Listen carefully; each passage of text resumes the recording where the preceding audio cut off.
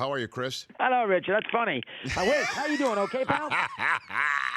If it was funny, why didn't you laugh? I did laugh. You Okay. missed it. You didn't put me on the record button yet. Okay. Yeah, it was funny. Well, Goodell, what, 90% now? You're the NFL guru. 90% performance enhanced, but I'm assuming those little performance things are easy to attain, Yes, correct? yeah, it's like rubbing the clear on, you know? Right. Yeah, So exactly. here he's going to make fun. Did he get the plane?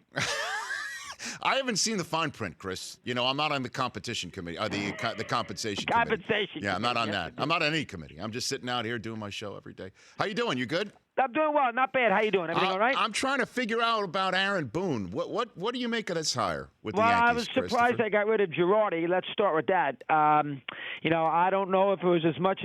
I know the Yankees want to make you think it was a disconnect with the players and the front office, but geez, they had a heck of a season. I mean, they got to Game 7 against Houston, a fly ball by Todd Frazier. If it leaves the ballpark, they get to the World Series. So I think maybe money had a little something to do with it. Girardi was going to get paid $5 million a year with his next contract. Boone making $4 million for 3. So you do the math. But I think based on what I've read here, and I didn't see the press conference yesterday, but based on what I read, heard, and everybody knows Boone, ESPN. Everybody seems to think he hit a home run yesterday. 44 years of age. He knows how to handle the New York media. I think he's willing to do anything Cashman wants him to do, the Yankee general manager. Young enough as a former player that may be able to relate to the players on his team right now. Hal likes him. So I think he hit a home run, and obviously we know he hit the big home run in 2003, but I think he hit a home run in the introductory press conference. But, the Yankees are about winning 11 games in October. How he handles those moves would be interesting. Yeah, I know. And he takes over. I mean, a machine. It seems it's set up, right? Well, These I young would kids. think, listen, I think that's the one negative. Is the idea, although the fans don't love Girardi, they did appreciate his work ethic and the success they had last year. And the Yankees won 91 games. They played very well all year long. The right fielder, second MVP. The catcher hit 34 home runs. The shortstop came into his own. Severino was third in the American League Cy Young. Aaron Hicks played great. So nobody can sit there. If they think there was a disconnect with the players, there's no evidence with Girardi. There's no evidence to support that. And then they beat Cleveland down 2-0. They didn't give up on Girardi then. And they actually had the Astros rattled in the ALCS. So that's a tall order for Boone because he goes 85-77. It's going to be a failure. If they win 87 games and lose a wild card game, that's going to be a failure too. But that's the situation the Yankees have put themselves in by firing Girardi. Christopher Mad Dog Russo of Mad Dog Sports Radio from Sirius XM here on the Rich Eisen Show. Okay, I give you the floor on the McAdoo firing. What'd you think of that? Well, listen, the bottom line about the whole scenario with the Giants is they hate the fan. The fan base hated McAdoo. They're not in love with Reese, who's aloof. And the Giant fan likes to consider himself above the Jet fan. Connecticut, Westchester, Leafy, had season tickets for 60 years. You're right. The Jet fan is Corona, blue collar, and so they think they're above the Jet fan. But by golly, we're going to bench our starting quarterback for Geno Smith. So I think all those things played into the outrage. I think if the Giants had benched Manning for Davis Webb, I don't think you'd have nearly as much of an outcry. And if Mara had done it, and he had the press conference last week, and he wasn't there originally because he was on the compensation committee meetings. But if Mara had done it and not McAdoo, I think the Giant fan base could have handled it a little better too. So you put all the ingredients in the mix. 2-time Super Bowl winner, beloved Giant quarterback, hate Geno Smith, McAdoo 2-9. I can't stand him. And Jerry Reese has been here long enough. Tell him to hit the highway too. You put all that in the mix, and that is why you had that outcry. Now, listen, the Giants are playing Eli this week and beyond. The Giants got 3 home games left. Their home games are against the Cowboys, the Eagles, and the Redskins. The Cowboys and Eagles will travel. Those fans, they're both in the race still, those fans are going to show up at MetLife.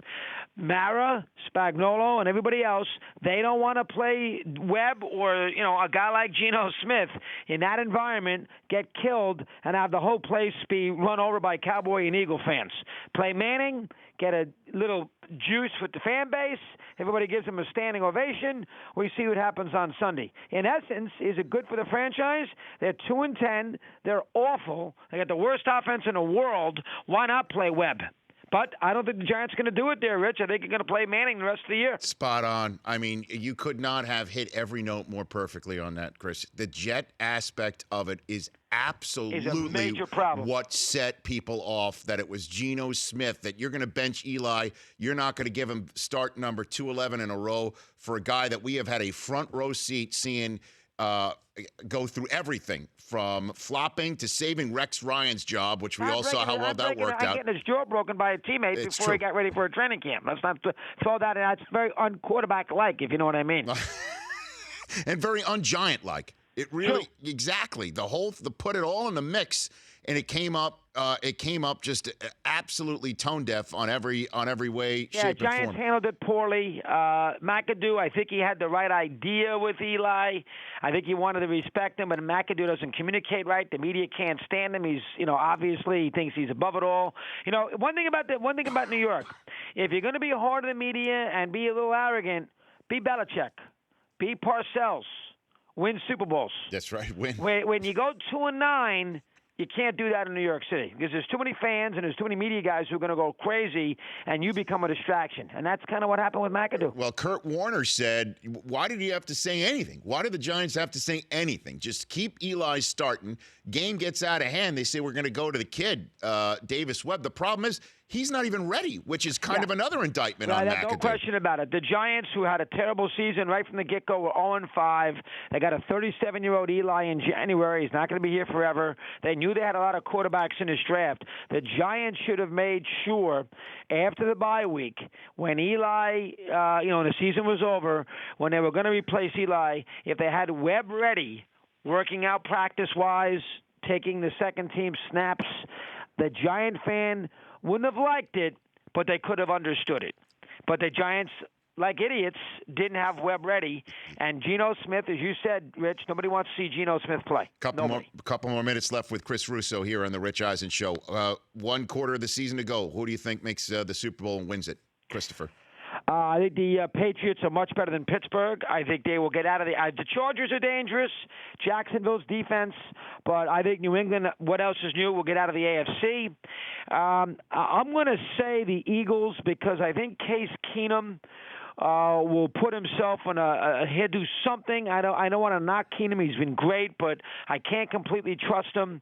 I think the Rams might be a year away, and the Saints are not going to have home field. I'll give the Eagles a mulligan off the Seattle game. The Eagles are going to win their last 3 games. Giants, Raiders. They got one other game at home. Cowboys, last game of the year. Mm-hmm. They're going to win those 3.